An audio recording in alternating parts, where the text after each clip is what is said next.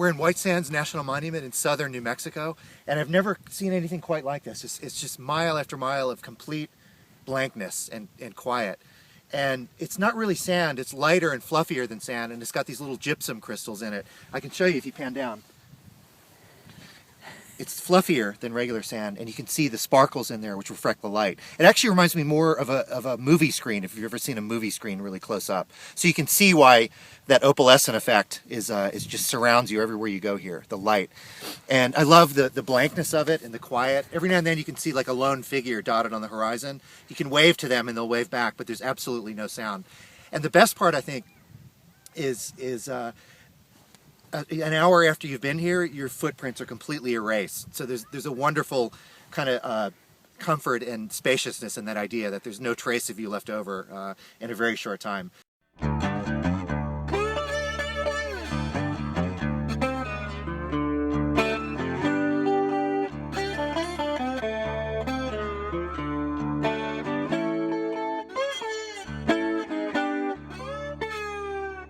Several viewers have asked if I would go into a little more detail about my interest in the late Canadian pianist Glenn Gould, who is my role model. Gould lived from 1932 to 1982, and although he was considered one of the premier musicians and musical thinkers of the 20th century, my interest and love of his work and his life has very little to do with music, almost nothing to do with piano.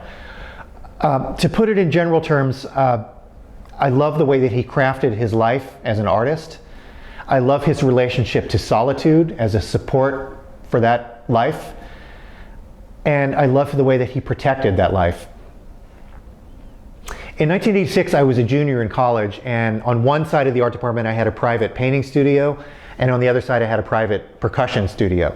I played percussion in an early music consort. Here's a picture of that. I had kind of shoulder-length hair, and I was tall and really skinny.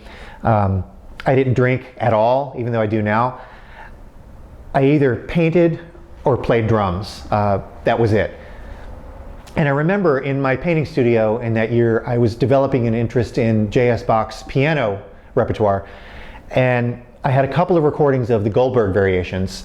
One of Wanda Landowska, the harpsichord version, and then the 1981 recording of Glenn Gould. He also did a 1955 version, and I much preferred the 1981 version. And I remember as soon as the aria played, I had to stop everything I was doing and sit down and listen to the entire piece, which almost never happens. I always paint with either music or talk radio in the background, mainly to have just kind of the sensation of wallpaper, something which helps me create rhythm, and it helps impart a sense of meter as I'm working. It also helps me kind of dial into myself. And it's hard to even describe. Immediately I sensed a humanity, a depth, a humor, and kind of an intimacy or a privacy in his playing. Almost as if he was playing that piece for the very first time through those little tiny speakers just for me in that moment. You could hear him humming in the background, as he often did. You could hear his stupid little chair squeaking. He had a famous battered chair, which his father cut the legs off of so he could sit very low, which he toured the world in and which he used his entire life. I've sat in that chair and I've played his piano before in Canada. And all those elements just to me indicated an artist who I had to learn more about. So I began to read and study and listen. And then in 1994, after a solo exhibition in Detroit, I rented a car and I drove to Toronto, his hometown, his home city, which he lived his entire life. I made appointments at the CBC, the Canadian Broadcasting Corporation, with technicians, friends of his. And over the ensuing years, I got to know his closest friends, and we would go out to dinner. We became pen pals. I would go to where his apartment was on St. Clair Avenue West, some of the restaurants he frequented, a diner called Fran's, and I would sit by his gravesite in Mount Pleasant Cemetery. Then I would drive to Ottawa to the National Library of Canada, which houses his entire recorded and written output. Everything is there, his personal effects. And I would make appointments there just to sort of pour through materials.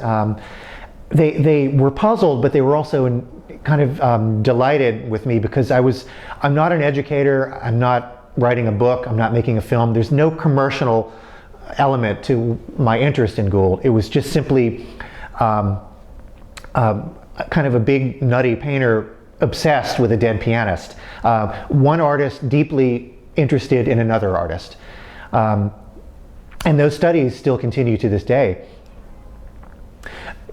Gould is often lauded for his crystalline clarity and highly intellectual interpretations, his playing, his very cerebral piano playing. What I've always loved and valued is the other side of that. There's a very physical, kind of sweaty, almost carnal aspect to his practice as well. And if you've ever seen a recording of him or had the privilege of watching him perform live, I never did, he gyrates and he sweats and his eyes roll back in his head and he's extremely close to the keyboard, inches away. He uses very little pedal, so it's very kind of pianoforte, very harpsichord-like, the attack of his playing. There's a very physical element to his music. And I've always sensed a kind of a deep-rooted attachment to Romanticism. Indeed, late Richard Strauss was one of his favorites, especially in the later years. And that's where I think it segues into painting, the practice of painting. That a painting is a highly physical and visceral experience. One must engage the materiality, the skins of paint, the stacked creaminess of the paint, the smell of the oil and the mediums, the weight and the gravity of the material. All of those things supporting the kind of suspension bridge of ideas that compose the entire painting. So on one hand, you have a very physical aspect, and then on the other hand, there's a very intellectual part as well, and that you oscillate back and forth between those two elements in the full experience of a painting. And Gould hated what he called the non-take-two-ness of the concert stage. He retired from live performing altogether in 1964, which is the year before I was born. He likened the live audience to a bloodthirsty mob waiting for the performer to make a mistake. He much preferred the womb-like or cloistered environment of the recording studio because he could devote long stretches of time in complete solitude with a technician to splicing together fractions of moments of recording into a mosaic that would create a performance of the very, very best of his ability. And I've always thought he'd be jealous of us as painters because that's what we have. We have long stretches of solitude in a very private, cloistered studio, working, modulating colors, shifting values, putting down marks, orchestrating a performance to the best of our abilities before releasing that out to the world. So I've always viewed Gould's practice through the lens of a painter. I've always thought he was kind of a painter at heart. He had a great sense of humor. If you've ever read his work or seen recordings of him, a very kind of self-effacing sense of humor. He did not take himself very seriously, but he took his work extremely seriously. And then there's the notion of solitude, which played an important role. He always said that solitude was the main line of a creative endeavor, and that relationship to solitude, to being alone, how important that is to not just a functioning artist, but a person, that you need quiet moments alone. And that's formed a very important part of the way that I work. It struck a chord in me. There was a kinship immediately with that.